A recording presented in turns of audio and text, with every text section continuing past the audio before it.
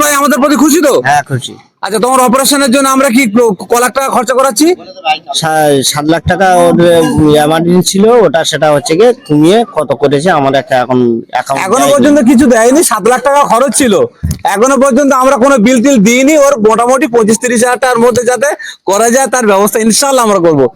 আসসালামু আলাইকুম। আজকে আমি এসেছিলাম কাশীপুর চালতাবেড়িয়া ব্যানার্জি চকে। তো এখানে আমাদের রফিক ভাই, ও ট্রিটমেন্ট আমাদের আন্ডারে চলছে।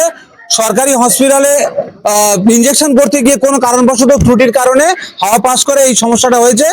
ওর ট্রিটমেন্ট আমাদের আম্পা পরিবারের এমার্জেন্সি চিকিৎসা পরামর্শ সহায়তা কেন্দ্র দি সরার জেএস হসপিটাল, সেখানে ট্রিটমেন্ট চলছে।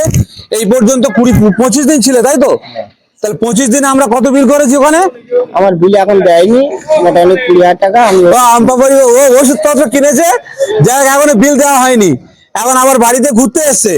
এটা হচ্ছে আল্লাহ জাহিরুল ইসলাম সাহেবের দ্বারা সম্ভব, বুঝতে পারছেন? যে পেশেন্ট এখন বাড়িতে ঘুরে বেড়াচ্ছে, অথচ বিল পেমেন্ট হয়নি।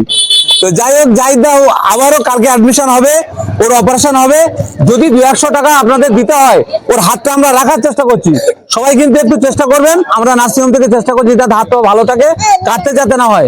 ওর প্রথমেই আমাদের বলেছিল হাতটা কেটে দাও, কিন্তু আমরা কাটিনি। ওই জন্য বলছি সবাই মিলে 200 টাকা যদি সহযোগিতা করতে হয়, ও স্ত্রীকে করবেন।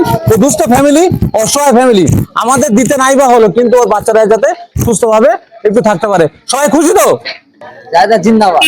সবাই ভাইজান আপনাকে কি বলছেন বলুন, জোরে বলুন।